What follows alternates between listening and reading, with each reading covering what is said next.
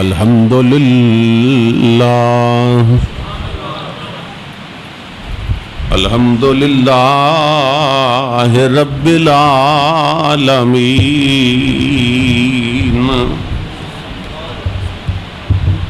خالق السماء والأرضین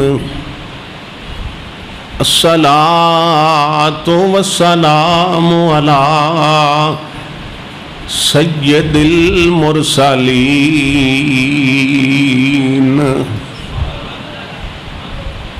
قائد الغر المحجلین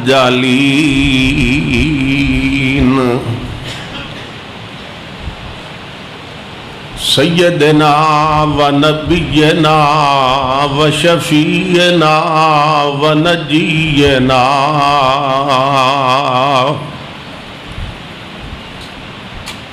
آلنا و اولانا و مولانا محمد المبعوث رحمت للعالمین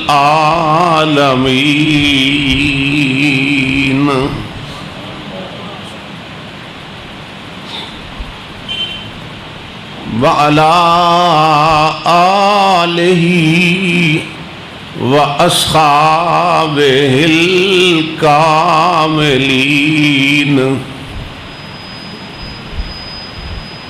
وعلى علماء ملتہ وأولیاء امتہ وأہل سنتہ اجمعین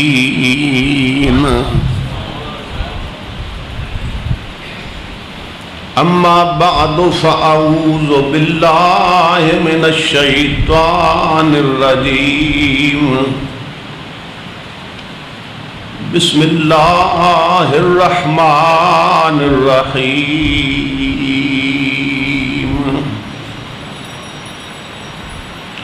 ومن اعرض عن ذکری فإن له معیشة ضنکا وَنَحْشُرُهُ يَوْمَ الْقِيَامَةِ أَعْمَى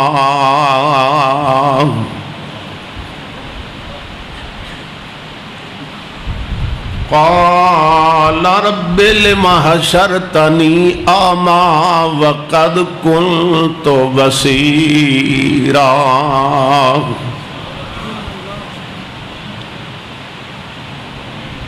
قال كذلك أتتك آياتنا فنسيتها وَكَذَلِكَ الْيَوْمَ تُنْسَى صدق اللہ مولانا العظیم وبلغنا رسولہ النبی الکریم الامین وَنَحْنُ عَلَىٰ ذَلِكَ لَمِنَ الشَّاهِدِينَ وَالشَّاكِرِينَ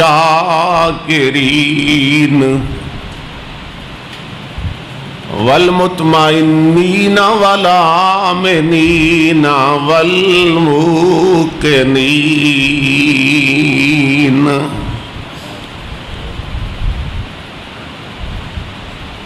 قد قال اللہ تبارک و تعالی فی شان حبیبہ محمد صلی اللہ علیہ وسلم مخبرا و آمرا ان اللہ و ملائکتہ یصلون علی النبی یا ایہا الذین آمنوا صلو علیہ وسلموا تسلیما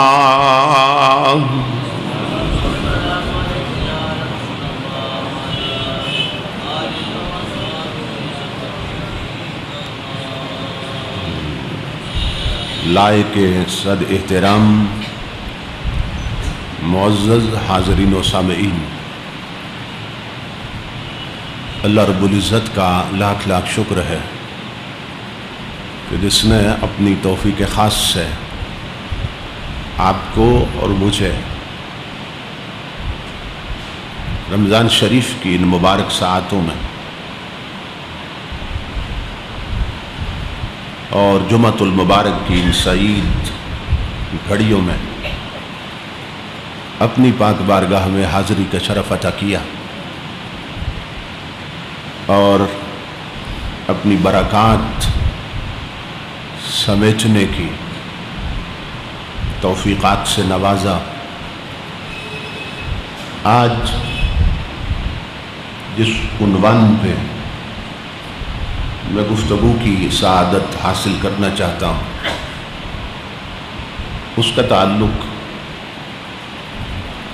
ان اعمال کے ساتھ ہے کہ جن کے کرنے سے عذاب قبر معاف ہو جاتا ہے۔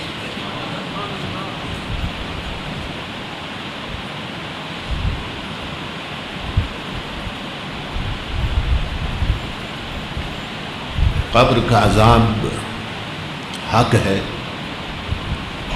قرآن و حدیث سے ثابت ہے، اور نبی اکرم صلی اللہ تعالی علیہ وآلہ وسلم ہر نماز کے ساتھ قبر کے عذاب سے امت کے لیے پناہ مانگا کرتے تھے، کیونکہ اس دنیا کو چھوڑنے کے بعد یہ پہلا مرحلہ ہے جس کو قبر کا مرحلہ کہتے ہیں۔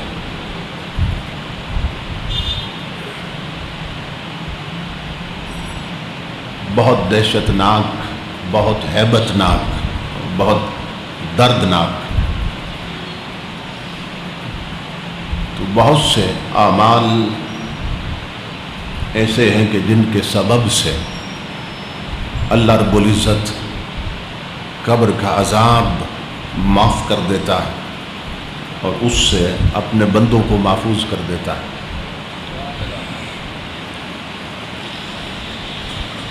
اس عنوان پر خطاب کے لیے میں نے قرآن حکیم کے جو الفاظ تلاوت کرنے کا شرف حاصل کیا،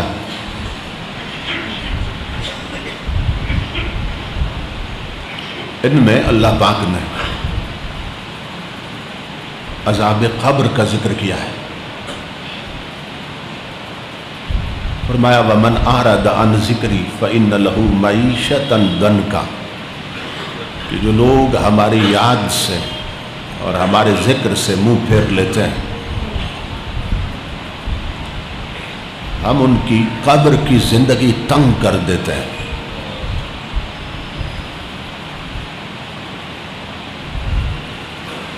وَنَحْشُرُهُ يَوْمَ الْقِيَامَةِ أَعْمَى،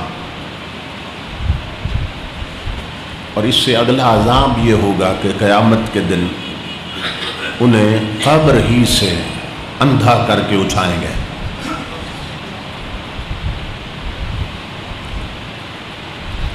قال رب لم حشرتنی اعمی وقد کنت بصیرا،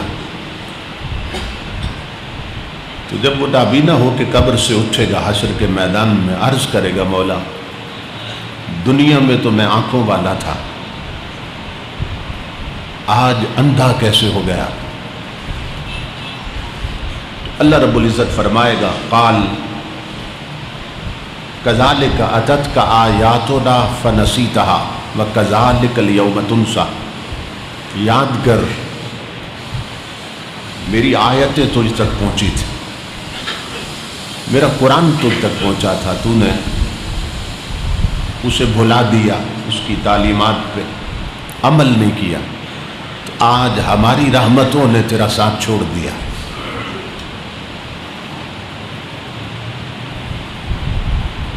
جیسے تو نے ہماری آیتوں کو اور احکام کو بھلا دیا تھا، تو اسی طرح آج تجھے بھلا دیا جائے گا۔ کذالک الیوم تنسیٰ کا یہ مطلب آج تجھے بھلا دیا جائے گا، کوئی یاد نہیں کرے گا، کوئی تیری مدد نہیں کرے گا، کسی طرف سے تجھ پہ رحمت نہیں ہوگی، کیونکہ میری آیتیں آئی تھی تیرے گھر، قرآن کی شکل میں، میرا پیغام پہنچا تھا کتاب کی شکل میں، مگر تو نے انہیں دیکھا تک نہیں، سمجھا تک نہیں، پڑھا تک نہیں، عمل تک نہیں کیا۔ اس سبب سے آج قبر ہی سے ہم نے تجھے اندھا کر کے اٹھایا ہے۔ اب یہ آیت ہے قرآن حکیم کی، جو اللہ کے ذکر سے منہ پھیر لیتے ہیں، غافل ہو جاتے ہیں، اللہ پاک ان کی قبر کی زندگی تنگ کر دیتا ہے، یعنی عذاب قبر میں مبتلا کر دیتا ہے، اور قیامت کے دن انہیں قبر سے ہی اندھا کر کے اٹھایا جائے گا۔ اب تصور کریں کہ حشر کا میدان ہے اور آنکھیں بھی نہیں ہیں، اور پھر اپنے عملوں کی تاریکیاں بھی ساتھ، آنکھوں کا اندھیرا الگ رہا، پھر عملوں کا اندھیرا الگ رہا، پھر قیامت کی تاریکی اور اندھیرا الگ رہا۔ تو جس نے اللہ رب العزت کی آیتوں کو بھلا دیا، قرآن کو پس پش ڈال دیے، وہ کتنی تاریکیوں میں ہوگا، کتنے اندھیروں میں ہوگا، اس کا ہم تصور بھی نہیں کر سکتے۔ تو چونکہ اس دنیا کو چھوڑتے ہی انسان اس عذاب میں مبتلا ہو جاتا ہے، تو میں تلاش میں رہا کہ ایسے اعمال کون سے ہیں کہ جن کے سبب سے اللہ رب العزت قبر کے عذاب سے محفوظ فرما دیتا۔ 16 حدیثیں،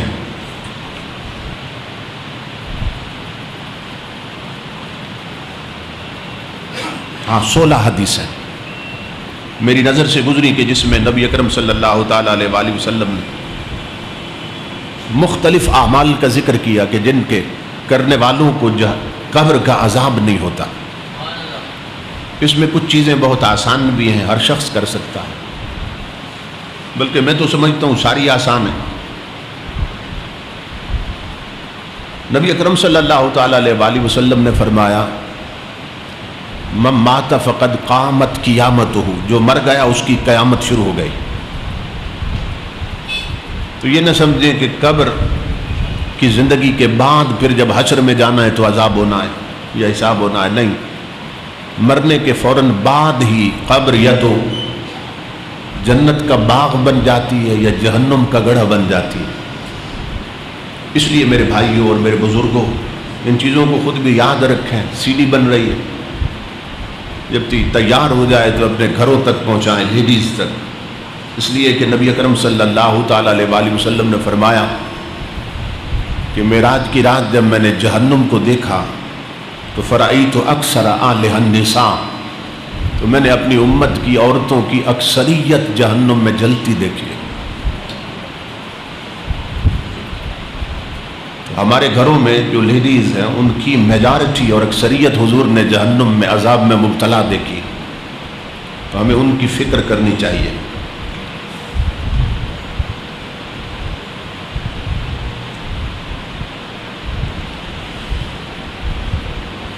نبی اکرم صلی اللہ تعالیٰ علیہ وآلہ وسلم نے فرمایا، پہلی حدیث پاک،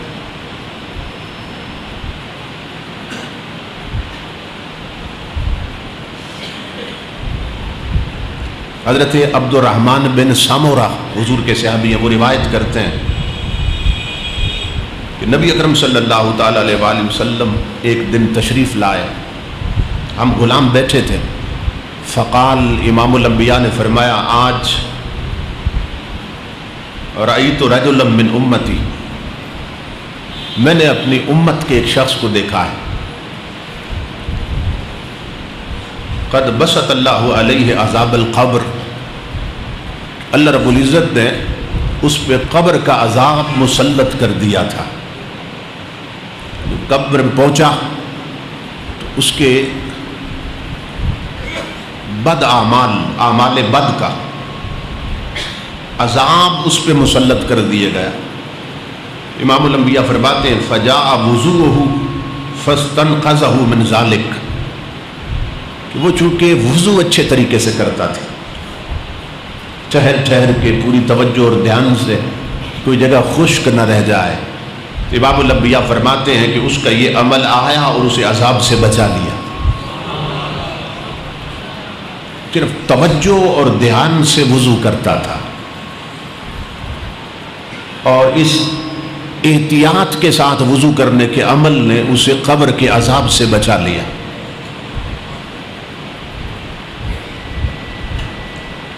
نبی اکرم صلی اللہ تعالیٰ علیہ وآلہ وسلم کو بعض چیزیں خواب میں اللہ پاک دکھا دیتا تھا ایک مثال کی شکل میں، تاکہ میرا محبوب اپنے غلاموں کو بتائے اور امت اس عذاب سے بچ سکے۔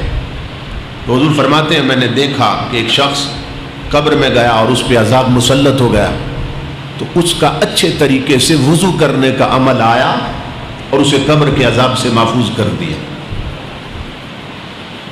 تو ہمارے ہاں بہت سے لوگ اس کا دھیان نہیں رکھتے،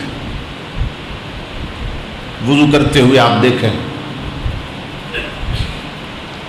اور ہمارے ہاں یہ بھی ہے کہ وضو سکھایا نہیں جاتا بچوں کو کہ کیسے کرنا ہے، بس دیکھا دیکھی لوگ وضو کر رہے ہیں۔ کسی گھر میں آپ خود سوچیں کہ کبھی اہتمام نہیں ہوا ہوگا کہ خود آپ بچے کو لے کے بیٹھ جائیں اس نیت سے آج میں نے اسے وضو کرنا سکھانا ہے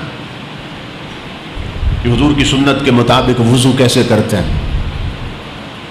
نبی اکرم صلی اللہ تعالیٰ علیہ وآلہ وسلم نے فرمایا من تودع فاحسن الوضوء خرجت خطاياه من جسده حتى من تحت اظفاره، جو وضو کرتا ہے اور اچھے طریقے سے وضو کرتا ہے، یہ شرط ہے، وضو کرتا ہے فاحسن الوضوء اور اچھے طریقے سے وضو کرتا ہے، تو حضور فرماتے ہیں خرجت خطاياه من جسده حتى من تحت اظفاره، کہ وضو کا پانی اس کے پورے جسم سے گناہوں کو کھینچ لیتا ہے، حتیٰ من تحت اظفارہ، یہاں تک کہ ناخنوں کے نیچے اگر کوئی گناہ ہو تو اسے بھی کھینچ لیتا ہے۔ تو پورے دھیان سے اور پوری توجہ سے وضو کیا جائے تاکہ کوئی جگہ خشک نہ رہ جائے۔ اب دعائیں یاد کرنا تو الگ رہا، ہمیں تو ادا بھی یاد نہیں، حالانکہ اگر سنت کے مطابق وضو کیا جائے تو ہم جو عضو بھی دھوتے ہیں، جو حصہ دھوتے ہیں اس کی الگ دعا ہے، یعنی ہاتھ دھوئیں تو بسم اللہ الرحمن الرحیم پڑھتے ہیں، اور نویت ان اتودع للہ تعالی یہ دعا بھی پڑھتے ہیں کہ میں نیت کرتا ہوں کہ میں یہ وضو اللہ کے لیے کر رہا ہوں، اس طرح۔ تو ہاتھ دھوتے ہیں اچھے طریقے سے، اور بعض لوگ کہ جن کا جسم موچا ہے ان کی یہ جگہ یہاں چونکہ چمڑا زیادہ ہوتا ہے، اگر اچھے طریقے سے وضو نہ کریں تو اندر یہاں جگہ خشک رہ جاتی، ان کے لیے ضروری ہے کہ وہ ہاتھ اس طرح بند کر کے مٹھی بنا کے یہاں اچھی طرح ملا کریں، پانی مالش کیا کریں پانی کی، تاکہ جگہ خشک نہ رہ جائے۔ سیدنا علی المرتضیٰ فرماتے ہیں کہ جب سے میں نے نبی اکرم صلی اللہ تعالیٰ علیہ وآلہ وسلم سے وضو اور غسل کے آداب سیکھے ہیں، میں نے اپنے بالوں سے دشمنی کر لی۔ آپ بال نہیں رکھتے تھے حضرت علی المرتضیٰ، کہ کوئی ایک بال بھی خشک رہ گیا تو غسل نہیں ہوگا، آپ ہمیشہ سر کے بال منڈوائے رکھتے تھے۔ فرماتے تھے جب سے حضور سے میں نے وضو اور غسل کے آداب سیکھے ہیں تب سے میں نے اپنے بالوں سے دشمنی کر لی۔ ایسا نہ ہو، چونکہ جو وضو ہے یہ چابی ہے نماز کی، وضو صحیح نہیں تو نماز ٹھیک نہیں، اور نماز ٹھیک نہیں تو پھر کیا کیا، ساری محنت برباد ہو گئی۔ تو بہت سے لوگ ہیں جو پڑھے لکھے ہیں، دنیاوی تعلیم ہے، مگر وضو کہیں سے نہیں سیکھا اور اس کے لیے محنت نہیں کی۔ ایک یہ ہے کہ میں نے پچھلے جمعہ کے خطاب میں غالباً عرض کیا تھا کہ جو بندہ بسم اللہ الرحمن الرحیم نہیں پڑھتا وضو کرنے سے پہلے، ہاتھ دھوتا ہے نہیں پڑھتا، اس کے صرف وہ اعضاء دھلتے ہیں اور پاک ہوتے ہیں کہ جو وضو میں دھوئے جاتے ہیں، لیکن اگر بسم اللہ الرحمن الرحیم پڑھ لیتا ہے تو اللہ رب العزت اس کے پورے جسم کو دھو دیتا ہے۔ یوں سمجھے اس نے غسل کر لیا اگر بسم اللہ پڑھ لی وضو سے پہلے۔ تو ہاتھ دھونے کی دعا یہ ہے کہ بسم اللہ الرحمن الرحیم پڑھ لی جائے، اور پھر یہ ہے کہ 3 بار کلی کرنی ہے۔ تو پہلی بار جب کلی کرتے ہیں تو اچھے طریقے سے پانی کو منہ میں گھمائیں، تاکہ جو داڑے ہیں اور گیپس بنے ہیں دانتوں کے درمیان اچھی طرح وہاں پانی پہنچ جائے. پھر شہادت کی انگلی سے ملے اچھی طرح، زبان اس پر انگلی پھیریں، تالو جو ہے اس کو انگوٹھے کے اس حصے سے اسے ملیں تاکہ اچھے طریقے سے منہ صاف ہو جائے. اور اس کی دعا یہ ہے کہ نبی اکرم صلی اللہ تعالیٰ علیہ وآلہ وسلم جب کلی فرماتے تو یہ دعا پڑھتے تھے، اللہم اعنی علی تلاوت القرآن و ذکرک و شکرک و حسن عبادتک. مولا تلاوت قرآن میں میری مدد فرما اور مجھے اپنے ذکر اور شکر اور اپنی بندگی کی توفیق عطا فرما. پھر ناک میں پانی ڈالتے ہیں 3 دفعہ. تو یہ عمل کرتے ہوئے امام الانبیاء پڑھتے تھے، اللہم ارحنی رائحۃ الجنت ولا ترحنی رائحۃ النار. مولا مجھے جنت کی خوشبو سنگھانا، جنت کی خوشبو سنگھانا، اور جہنم کی بدبو سے مجھے محفوظ رکھنا. یہ ناک کی دعا ہے.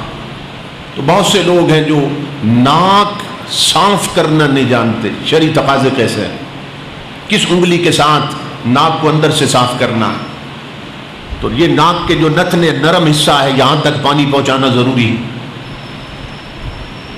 تو پھر یہ ناک کی دعا ہے. اور پھر چہرے کو دھونا. اکثر لوگ چہرے کی حد نہیں جانتے.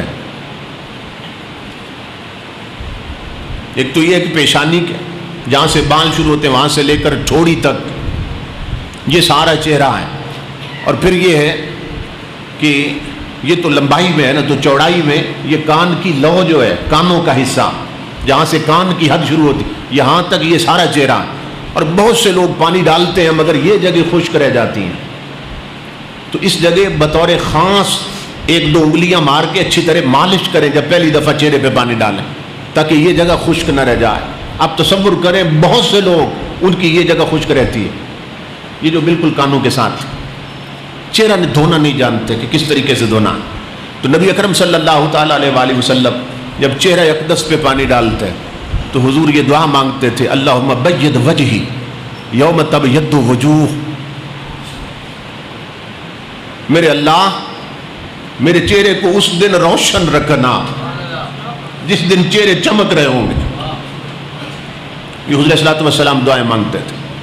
اور پھر امام الانبیاء جب اپنا کونیوں تک دائیں ہاتھ مبارک کو دھوتے تو حضور صلی اللہ علیہ وسلم یہ دعا مانگتے تھے، اللہم آتنی کتابی بیمینی ولا تؤتنی کتابی بشمالی. مولا قیامت کے دن میرے نامہ اعمال میرے دائیں ہاتھ میں دینا. دائیں ہاتھ کو دھوتے ہوئے یہ دعا ہے. اور میرا نامہ اعمال بائیں ہاتھ میں نہ دینا، کیونکہ دائیں ہاتھ کے نامہ اعمال جنتیوں کو دیے جائیں گے اور بائیں ہاتھ کے نامہ اعمال جہنمیوں کو دیے جائیں گے. یہ ہاتھ دھوتے ہوئے یہ دعا ہے. پھر امام الانبیاء بایاں ہاتھ دھوتے کونیوں تک. تو امام الانبیاء اللہ کی بارگاہ میں عرض کرتے، اللہم لا تؤتنی کتابی بشمالی وحاسبنی حسابا یسیرا. مولا مجھے نامہ اعمال بائیں ہاتھ میں نہ دینا اور میرے حساب میں آسانی کرنا. پھر امام الانبیاء سر کا مسح فرماتے ہیں. تو تاجدار انبیاء مسح فرماتے ہوئے دعا مانگتے، اللہم اذلنی تحت ذل عرشک یوم لا ذل الا ذل عرشک. مولا قیامت کے دن مجھے عرش کا سایہ عطا کرنا. اس سر کو اس سائے تلے رکھنا جس دن تیرے عرش کے سوا کوئی سایہ نہیں ہوگا. پھر تاجدار انبیاء کانوں میں انگلیاں مارتے، کانوں میں انگلیاں. تو حضور صلی اللہ علیہ وسلم دعا مانگتے ہیں، اللہم اجعل من الذین یستمعون القول فیتبعون احسنہ. مولا مجھے ان لوگوں سے بنا جو ہمیشہ اچھی باتیں سنتے ہیں اور پھر ان کی اتباع کرتے ہیں، پیروی کرتے ہیں. اور پھر امام الانبیاء گردن کا مسح کرتے ہیں اور یہاں دعا مانگتے ہیں، اللہم اعتق رقبتی من النار. مولا میری گردن کو جہنم سے آزاد کر دے. یہ ساری دعائیں حضور کی امت کی تعلیم کے لیے تھے. پھر میرے امام الانبیاء دایاں پاؤں مبارک دھوتے ہیں. تو حضور صلی اللہ علیہ وسلم اللہ رب العزت کی بارگاہ میں دعا مانگتے، اللہم ثبت قدمی علی الصراط یوم تزل الاقدام. مولا قیامت کے دن پل صراط پہ مجھے ثابت قدم رکھنا، جس دن کتنے قدم ہوں گے، ڈول جائیں گے گزرتے ہوئے، ڈگمگا جائیں گے، اس دن اس پاؤں کو وہاں ثابت رکھنا۔ پھر امام الانبیاء بایاں پاؤں مبارک دھوتے ہیں تو حضور یہ دعا مانگتے، اللہم اجعل ذنبی مغفورا وسعی مشکورا وتجارتی لن تبورا، مولا میرے گناہ معاف کر دے اور میری اس کوشش کو قبول کر لے جو میں نے وضو کر کے کی ہے، اور مولا مجھے تجارت کے گھاٹے سے محفوظ فرما۔ اس طرح کی دعائیں تھیں حضور صلی اللہ علیہ وسلم۔ تو میں نے یہ ترجمہ بھی اور ساتھ اس لیے عرض کر دیا کہ اگر عربی میں یاد نہ بھی کر سکیں تو کم از کم یہ باتیں ذہن میں رہنی چاہیے، اپنی زبان میں ہی اللہ سے دعا کر لیے کر۔ یعنی اس ہاتھ میں نامہ اعمال جنتیوں کو دیے جائیں گے، تو جب یہ ہاتھ دھوئیں کونیوں تک تو عرض کریں مولا میرا نامہ اعمال مجھے دائیں ہاتھ میں دے دے، اپنی زبان میں دعا کر۔ اور بائیں ہاتھ میں جہنمیوں کو دیا جائے گا تو اللہ سے پناہ مانگ لیں جب یہ دھوئیں۔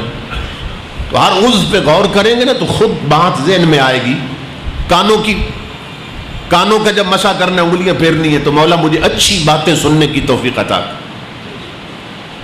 اس طریقے سے وضو جو ہے حضور صلی اللہ علیہ وسلم نے فرمایا کہ جو کامل وضو کرتا ہے، میں نے دیکھا کہ ایک شخص کامل وضو کرتا تھا، کئی گناہوں کی وجہ سے عذاب آیا مگر کامل وضو کرنے کے عمل نے اسے عذاب سے بچا لیا۔ تو اچھے طریقے سے وضو کرنے والا قبر کے عذاب سے بچ جاتا ہے، ایک حدیث پاک۔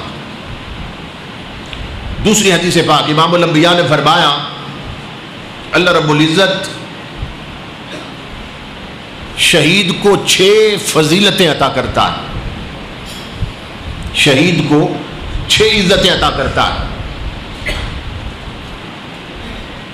نمبر 1 یغفر له فی اول دفقۃ من دمہ، اس کے خون کا پہلا قطرہ زمین پہ گرتا ہے اللہ رب العزت اس کی بخشش کر دیتا ہے، یہ پہلی فضیلت شہید کو ملتی ہے۔ نمبر 2 ویرا مقعدہ من الجنہ، اور شہید جب شہادت پاتا ہے تو اس سے پہلے کہ روح پرواز کرے امام الانبیاء فرماتے ہیں اسے ٹھکانہ جنت کا دکھا دیا جاتا ہے پردے ہٹا کے۔ اور نمبر 3 ویجار من عذاب القبر، اس مقصد کے لیے میں نے یہ ساری باتیں کر لی۔ امام الانبیاء فرماتے ہیں کہ شہید عذاب قبر سے بچا لیا جاتا ہے۔ تو یہ حدیث بتاتی ہے کہ شہادت ایسا عمل ہے، ایسا رتبہ ہے جو انسان کو قبر کے عذاب سے بچا لیتا ہے۔ پھر چوتھی چیز امام الانبیاء نے فرمایا وَيَأْمَنُ مِنْ فَضْلِ الْأَكْبَرِ، قیامت کے دن گھبراہٹ اتنی ہوگی، قرآن میں ہے کہ کلیجے منہ کو آ رہے ہوں گے، مگر امام الانبیاء فرماتے ہیں جو رب کے راستے میں شہید ہو جائے وہ اس دن امن میں ہوگا، سکون میں ہوگا۔ نمبر 5 وَيُوضَعُ عَلَىٰ رَأْسِهِ تَاجُ الْوِقَارِ الْيَاقُوتِيَّةِ خَيْرٌ مِّنَ الدُّنْيَا وَمَا فِيهَا، امام الانبیاء فرماتے ہیں کہ شہید کے سر پہ قیامت کے دن موتیوں جڑا ایسا قیمتی تاج رکھ دیا جائے گا کہ حضور صلی اللہ علیہ وسلم فرماتے ہیں کہ یہ اس دنیا اور جو کچھ اس دنیا میں ہے وہ ہر شے سے قیمتی ہوگا، ایسا تاج عطا کیا جائے۔ اور نمبر 6 امام الانبیاء فرماتے ہیں وَيُشَفَّعُ فِي 70 مِنْ أَقَارِبِهِ، اللہ رب العزت شہید کی ساری برادری سامنے کر دے گا اور اسے فرمائے گا ان میں سے 70 بندے چن لے، جس کا تو نے اشارہ کر دیا ہم اسے جنتی کر دیں گے۔ جس خاندان میں جس برادری میں کوئی شہید ہوا پوری برادری قیامت کے دن شہید کے سامنے کر دی جائے، ان میں سے بندے چن لے جس کی پشت پہ تو نے ہاتھ رکھ دیا اسے جنتی کر دیں گے۔ تو یہ 6 عزتیں اور فضیلتیں اللہ پاک شہید کو عطا کرتا ہے، اور ان میں ایک یہ بھی ہے وَيُجَارُ مِنْ عَذَابِ الْقَبْرِ، کہ شہادت عذاب قبر سے بندے کو بچا لیتی، محفوظ کر دیتی۔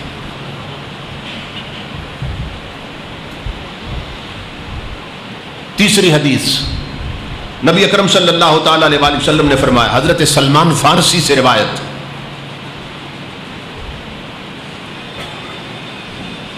ان بعض اہل کتاب اخبرہ، کہ بعض اہل کتاب نے انہیں خبر دی، حضرت سلمان فارسی حضور کے صحابی ہیں، کہ کہ ان عیسیٰ علیہ السلام، کہ حضرت عیسیٰ علیہ السلام فرمایا کرتے تھے اپنی امت سے کہ طول القنوت الامان علی الصراط وطول السجود الامان من عذاب القبر، کہ حضرت عیسیٰ علیہ السلام اپنی امت کو فرمایا کرتے تھے کہ لوگوں لمبے قیام کیا کرو،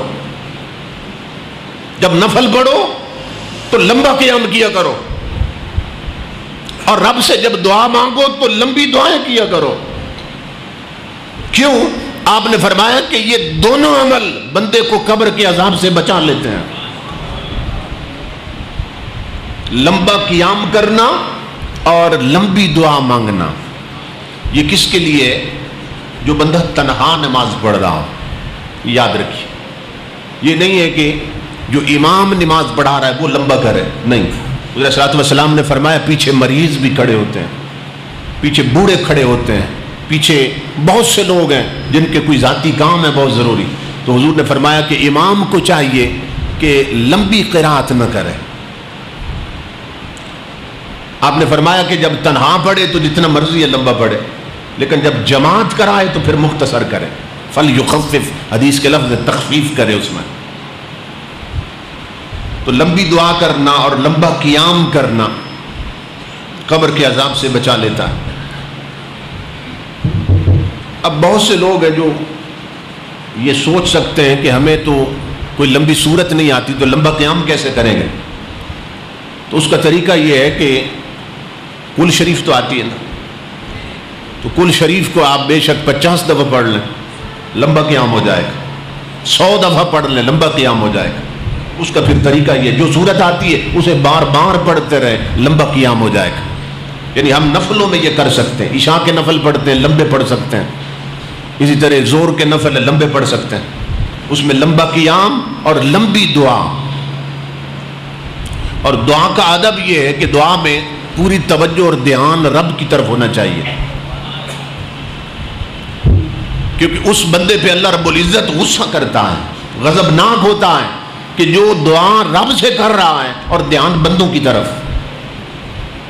پوری توجہ اور دھیان سے اپنے رب کی بارگاہ میں دعا مانگا کریں، یہ دعا کا ادب ہے، ورنہ بے ادبی ہوتی ہے، دعا مانگنی نہیں چاہیے اگر توجہ اور دھیان اللہ کی طرف نہیں۔ چوتھی حدیث، اور یہ عجیب، امام الانبیاء نے فرمایا کہ میرے جس امتی کو سورہ ملک یاد ہو،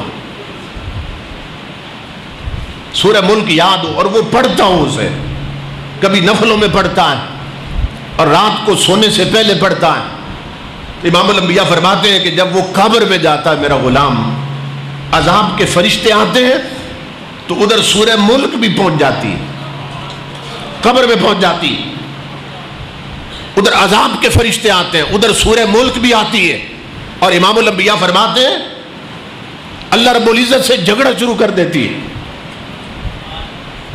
حیرت کی بات، سورہ ملک پڑھنے والے کے حق میں رب سے جھگڑا کرتی ہے،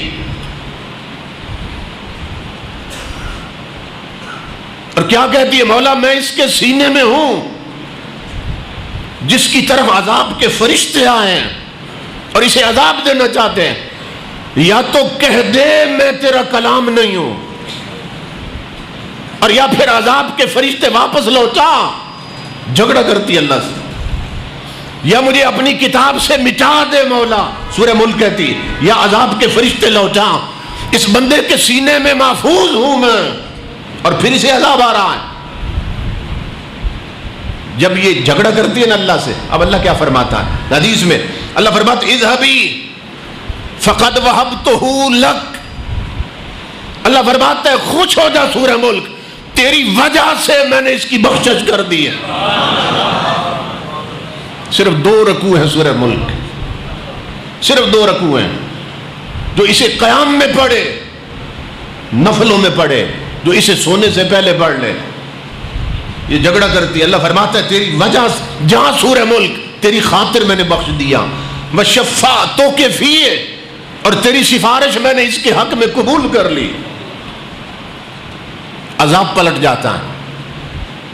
پھر کیا ہوتا ہے؟ یہی صورت ایک بہت حسین صورت میں بدلتی ہے، یوں سمجھے جنت کی حور بن جاتی ہے. اور فتدع فاہا لا فیہ، اور وہ جو صاحب قبر اسے پڑھتا رہا یہ اپنا منہ اس کے منہ پہ رکھ دیتی ہے، جس سے جنت کی خوشبوئیں پھوٹ رہی ہوتی ہیں. وہ خوشبو اس میت کی، اس قبر والے کی روح تک اتر جاتی ہے. اور امام الانبیاء فرماتے ہیں وہ منہ چومتی ہے، حور کی شکل جو اختیار کر گئی منہ چومتی ہے. فتقول مرحبا بہذا الفم فربما تلانی. سورہ ملک کہتی ہے حور کی شکل میں منہ چوم کے، کہتی ہے میں اس منہ کے صدقے جاؤں جس نے کئی بار میری تلاوت کی ہے. اللہ اکبر. امام الانبیاء فرماتے ہیں پھر منہ سے ہٹ کر پھر قبر والے کا سینہ چومتی ہے اور کہتی ہے مرحبا بہذا الصدر وربما وانی. میں اس سینے کے قربان جاؤں جس نے مجھے پڑھ پڑھ کے یاد کر لیا. امام الانبیاء فرماتے پھر اور نیچے آتی ہے، پاؤں چومتی ہے اور کہتی ہے مرحبا بہاتین القدمین فربما قامتا بی. میں ان پاؤں کے قربان جاؤں جن پر کھڑے ہو کر کئی بار نفلوں میں اس نے میری تلاوت کی ہے. نعرہ تکبیر، نعرہ رسالت. وَتُونِسُهُ فِي قَبْرِهِ مَخَافَةَ الْوَاجِ. امام الانبیاء فرماتے ہیں اور قبر میں اس کے ساتھ رہتی ہے یہاں تک کہ قیامت بپا ہو جاتی ہے. اسے کہتی ہے گھبرا نہیں، ہر مقام پہ میں تیرے ساتھ، اور میں آئی ہی اس لیے ہوں کہ تجھے تنہائی محسوس نہ ہو، آئی اس لیے ہوں کہ تیرا دل بہلاتی رہوں. 2 رکوع کی صورت کوئی شخص یہ بھی نہ پڑھ سکے اسے اپنی بد نصیبی پہ رونا چاہیے. اور سنیں صحابہ کرام بیان کرتے لما حدث رسول اللہ صلی اللہ علیہ وسلم ھذا الحدیث، جس دن امام الانبیاء نے یہ حدیث سنائی تھی کہ سورہ ملک جھگڑا کرتی ہے قبر میں اور پھر اس کا منہ چومتی ہے، پھر سینہ پھر پاؤں. جس دن امام الانبیاء نے یہ حدیث سنائی تھی صحابہ کہتے لم یبقى صغیر ولا کبیر ولا حر ولا عبد الا تعلمها. کہتے اللہ کی عزت کی قسم اس دن مدینے کا نہ کوئی مرد رہا نہ کوئی عورت رہی، نہ غلام رہا نہ آزاد رہا جس نے ایک دن میں یہ صورت یاد نہ کر لی ہو.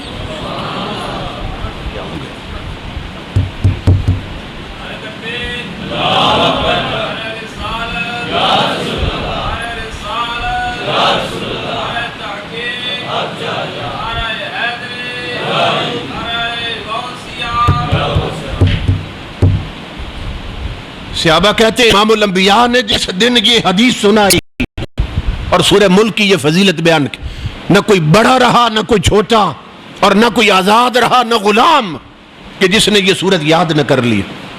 اور سماہا رسول اللہ صلی اللہ علیہ وسلم المنجیہ. امام الانبیاء نے اس صورت کا نام ہی منجیہ رکھ دیا، یعنی نجات دینے والی صورت. یہ سورہ ملک کا دوسرا نام ہے المنجیہ، کہ یہ صورت عذاب قبر سے مکمل نجات دے دیتی ہے. اس لیے میرے بھائیوں جو قرآن پاک پڑھے ہوئے ہیں وہ اس صورت کو روزانہ پڑھا کریں، سونے سے پہلے پڑھ لیا کریں، اور اگر نہ پڑھ سکیں تو گھر میں جو پڑھا ہے اسے کہیں اونچی پڑھو اور صرف سن لیا کریں، یہی اجر عطا کیا جائے گا. یعنی جو پڑھ نہیں سکتا سن لیتا ہے اسے بھی قبر میں یہی عزت عطا کی جائے گی. اس لیے اگر نہیں پڑھ سکتے تو کسی سے سن لیا کریں. 5ویں حدیث امام دارمی نے اسے اپنی مسند میں روایت کیا. خالد بن معدان کہتے ہیں بلغنی ان الف لام میم تنزیل، یہ سورت کا نام ہے. اس سورت کی بھی یہی فضیلت آئی حدیث میں. یہ سورت ہے الف لام میم تنزیل. یہ آپ قرآن کی جب سورتوں کی فہرست دیکھیں گے نا اس نام سے وہاں لکھی ہوگی الف لام میم تنزیل سورت کا نام ہے. تو کہتے ہیں تجادل عن صاحبها فی القبر، جو اسے پڑھتا ہے یہ اس کی طرف سے قبر میں جھگڑا کرتی ہے اللہ سے، اور کہتی ہے اللہم ان کنت من کتابک فشفعنی فیہ. اور الف لام میم تنزیل سورت عرض کرتی ہے مولا یہ مجھے پڑھتا رہا دنیا میں، اگر میں تیری کتاب میں ہوں تو پھر میری شفاعت قبول کر، اور ان لم اکم من کتابک فمحنی عنہ، اور اگر میں نہیں ہوں تیری صورت تیرا کلام پھر اپنی کتاب سے مٹا دے مجھے.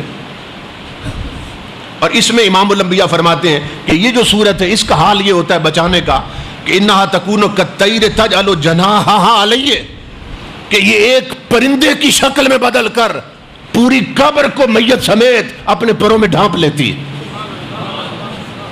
کہ عذاب کے لیے کوئی راستہ نہیں بچتا کہ جس سے داخل ہو سکے. یہ صورت اپنے پروں میں پوری میت کو ڈھانپ لیتی، بلٹ پروف کر دیتی، عذاب پروف ہو جاتا. تو یہ بھی مختصر سی صورت ہے، کوئی لمبی صورت نہیں ہے. تو وہ کتنا خوش نصیب ہے جو دونوں پڑھ کے سوئے. اور امام الانبیاء تو دونوں پڑھتے تھے، اس لیے یہ دونوں صورتیں اگر پڑھ لی جائیں تو چھوٹی سی صورتیں ہیں اور اتنا بڑا اس کا اجر اللہ رب العزت عطا فرمائے گا. اور جنہوں نے یہ حدیث روایت کی ہے، میں ان کے حالات زندگی پڑھ رہا تھا. خالد بن معدان رضی اللہ تعالیٰ عنہ، ان کا حال یہ تھا کہ تلاوت قرآن کے علاوہ روزانہ 40,000 مرتبہ تسبیح پڑھتے تھے. سبحان اللہ سبحان اللہ.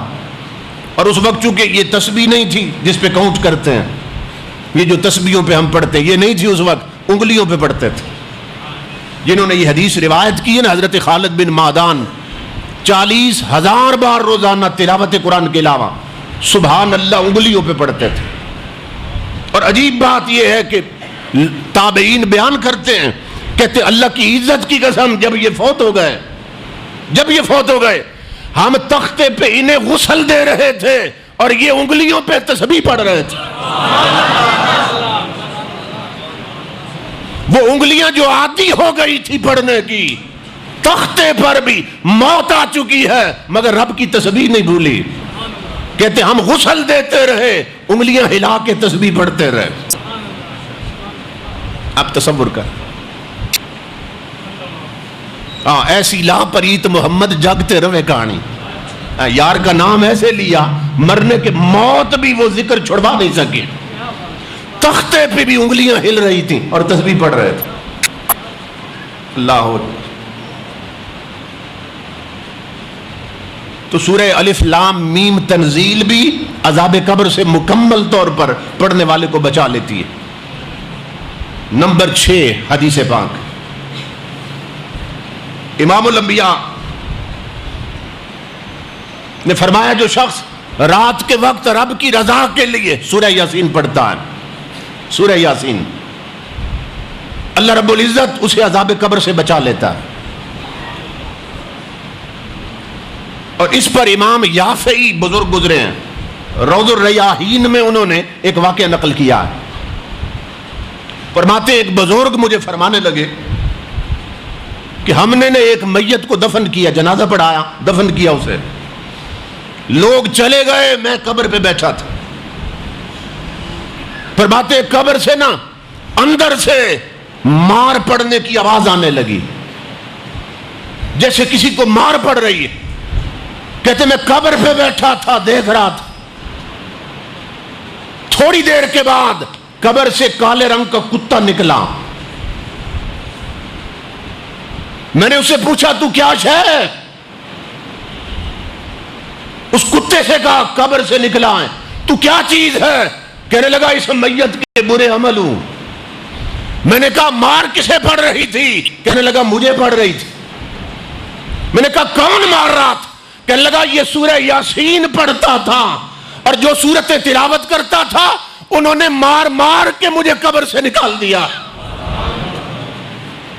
وہ سورتیں مجھے مار رہی تھی کیونکہ ابھی امتحان والے فرشتے نہیں پہنچے، فرشتے ابھی آنے تھے. تو وہ صورتیں پہلے پہنچ گئیں تاکہ برے عمل نکال کر صرف ہم رہ جائیں، اور جب امتحان ہو تو امتحان میں پاس ہو جائے. اس طرح ہوتا ہے. رب کی عزت کی قسم لوگوں، اگر حضرت عثمان غنی فرمایا کرتے تم یار تلاش کرتے ہو، فرمایا کرتے تھے قرآن سے بہتر کوئی یار نہیں ہے. ساری دنیاوی رشتہ داریاں اور یاریاں یہاں تک ہیں، قرآن کی یاری جنت تک جائے گی. جس نے قرآن سے تعلق جوڑ دیا، قرآن اس کا کسی مقام پہ ساتھ نہیں چھوڑے گا. اس لیے قرآن سے پیار کیے کر. میں نے عرض کیا تھا اور پھر ایک بار عرض کر دیتا ہوں، شاید کچھ لوگ نہ سن سکے ہوں. میں نے تفسیروں میں پڑھا ہے کہ ایک بزرگ بالکل ان پڑھ تھے، کچھ پڑھنا نہیں آتا تھا، مگر صرف نماز یاد تھی، نماز پڑھتے. جب لوگ نکل جاتے تو وہ کنڈیاں لگا کے نا الماری سے قرآن نکال لیتے، اسے سینے سے لگاتے، جیسے بچھڑا ہوا یار بچھڑے ہوئے یار کو ملتا. بہت دیر تک سینے لگاتے، پھر چومتے، آنکھوں پہ رکھتے، سر پہ رکھتے، اور رو کر کہتے کہ میں نہیں جانتا تجھ میں کیا لکھا ہے، ان پڑھ ہوں، پڑھایا کسی نے نہیں، ماں باپ ان پڑھ تھے، مگر اتنا تو جانتا ہوں تو میرے رب کا کلام ہے، تیرے لفظوں کی کئی بار میرے رسول کے لبوں نے تلاوت کی ہے، آ میرے سینے لگ. پڑھ نہیں سکتا، مل تو سکتا ہوں تجھے. سینے لگاتے، چمٹاتے، پھر کھولتے، پہلا صفحہ. اب کالی کالی سطریں تو نظر آتی ہیں ہر بندے کو، جاہل ہو کیوں نہ تب بھی آتی ہیں. تو پہلے صفحے سے نہ سطر پہ انگلی پھیرتے، ہر سطر پہ پھیرتے جا، اور زبان سے صرف اتنا کہتے. یہ عقیدے کا اظہار تھا کہ یہ بھی حق ہے، یہ بھی سچ ہے، یہ بھی حق ہے، یہ بھی سچ ہے. لوگوں انگلی پھیرتے پھیرتے مہینے بعد پورا قرآن ختم کر دے. روزانہ مسجد میں ایک دو صفوں کی سطروں پہ انگلی پھیر جاتے، پھر نشانی لگاتے، اگلے دن پھر اگلی سطروں پہ اسی طرح انگلی پھیرتے. بزرگ کہتے ہیں ان کے اس عمل کی خبر تھی لوگوں کو، کہتے رب کی عزت کی قسم وہ بندہ جب فوت ہوا، جنازہ پڑھا کہ ہم قبر تک بعد پہنچے ہیں، ہر دیوار پر قرآن پہلے روشن تھا. قبر کی ہر دیوار پر جہاں نظر جاتی تھی قرآن کھلا ہوا نظر آ رہا تھا، اور قبر روشن تھی اور خوشبو سے بھری تھی. تو قرآن سے جس درجے میں تعلق قائم کر لیا جائے، قرآن اپنے ساتھ محبت کرنے والے کو کبھی خالی نہیں چھوڑتا.